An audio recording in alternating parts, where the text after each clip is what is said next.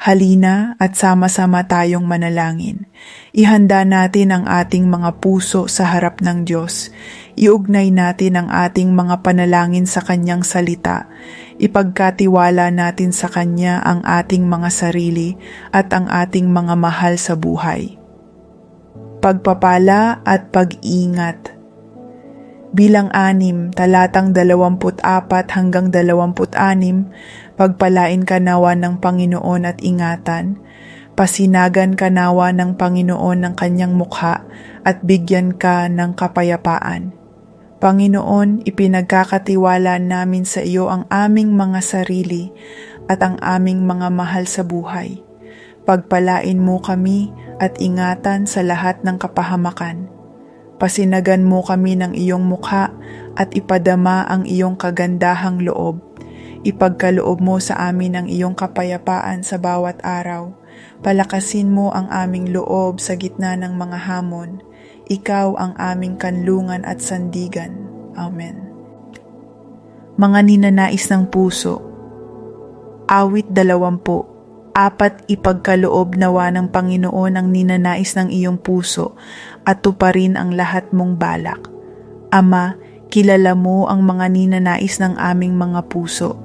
Dalangin naming ang mga ito ay umayon sa iyong kalooban. Tuparin mo ang mga balak na nagdadala ng kabutihan at pag-asa. Turuan mo kaming maghintay ng may pagtitiwala. Patatagin mo ang aming pananampalataya sa iyo. Ikaw ang Diyos na tapat sa iyong mga pangako. Amen. Buhay na may takot sa Diyos. Awit 128. Mapalad ang lahat ng may takot sa Panginoon na lumalakad sa kanyang mga daan. Panginoon, tulungan mo kaming mamuhay ayon sa iyong mga daan. Ituwid mo ang aming mga hakbang araw-araw. Nawa ang aming buhay ay maging kalugod-lugod sa iyo.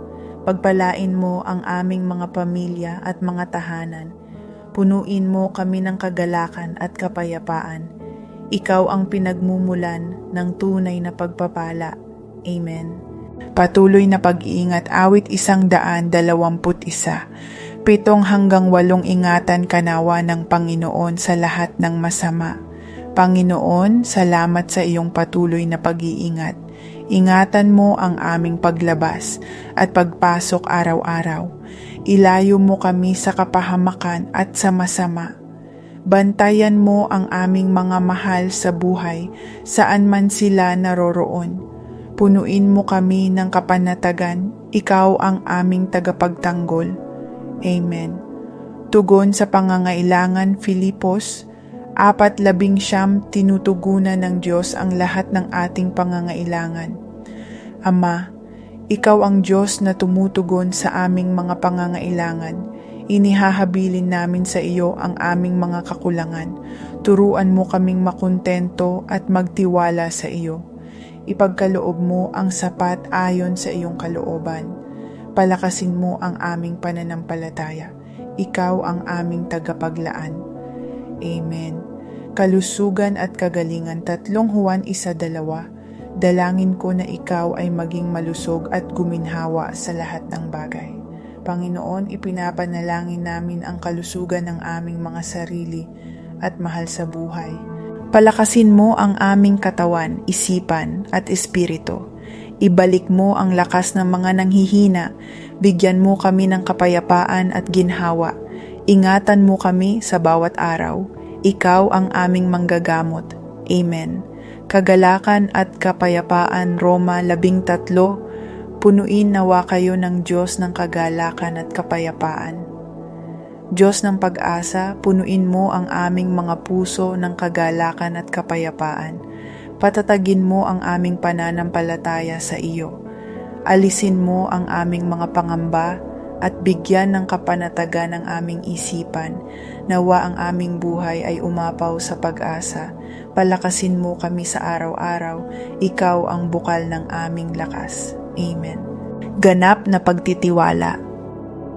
Kawikaan 3:5-6, magtiwala ka sa Panginoon ng buong puso at itutuwid niya ang iyong mga landas. Diyos ko, tinuturuan mo kaming magtiwala sa iyo ng buong puso. Iniaalay namin sa iyo ang aming mga plano at pasya. Ituwid mo ang aming landas at ilayo sa maling direksyon. Turuan mo kaming huwag umasa sa sariling kaalaman. Gabayan mo kami sa bawat hakbang. Ikaw ang aming sandigan sa buhay. Amen. Pag-asa sa kinabukasan. Jeremias 20:11. Ang mga panukala ng Diyos ay para sa ikabubuti at may pag-asa. Panginoon, salamat sa iyong mga planong puno ng kabutihan. Kapag kami ay pinanghihinaan ng loob, ipaalala mo ang iyong pangako. Bigyan mo kami ng pag-asa sa gitna ng pagsubok. Turuan mo kaming magtiwala sa iyong panahon.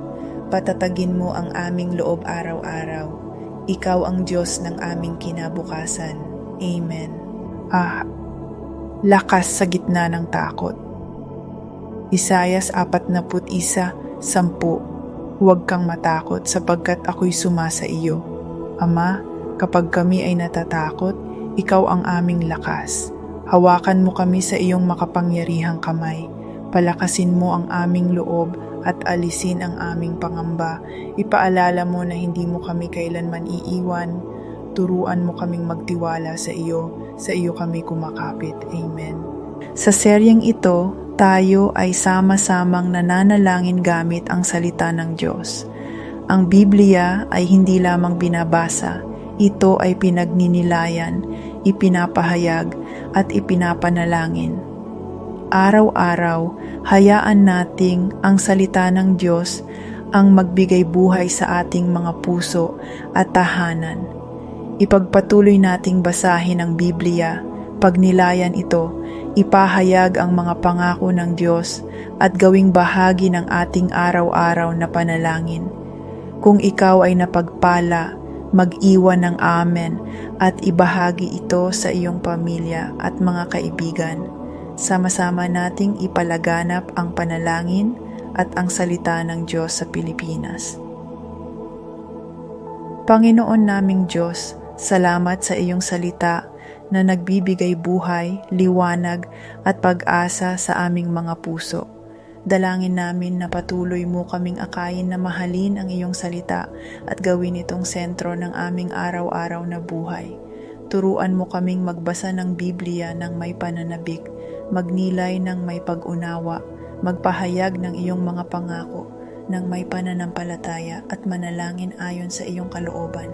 Nawa ang iyong salita ay magbunga ng pagbabago sa aming mga puso, tahanan at komunidad. Gamitin mo kami bilang daluyan ng iyong liwanag at katotohanan sa aming bansa. Sa pangalan ni Jesus kami ay nananalangin. Amen. Huwag tayong tumigil sa panalangin. Ipagpatuloy nating basahin ang salita ng Diyos araw-araw.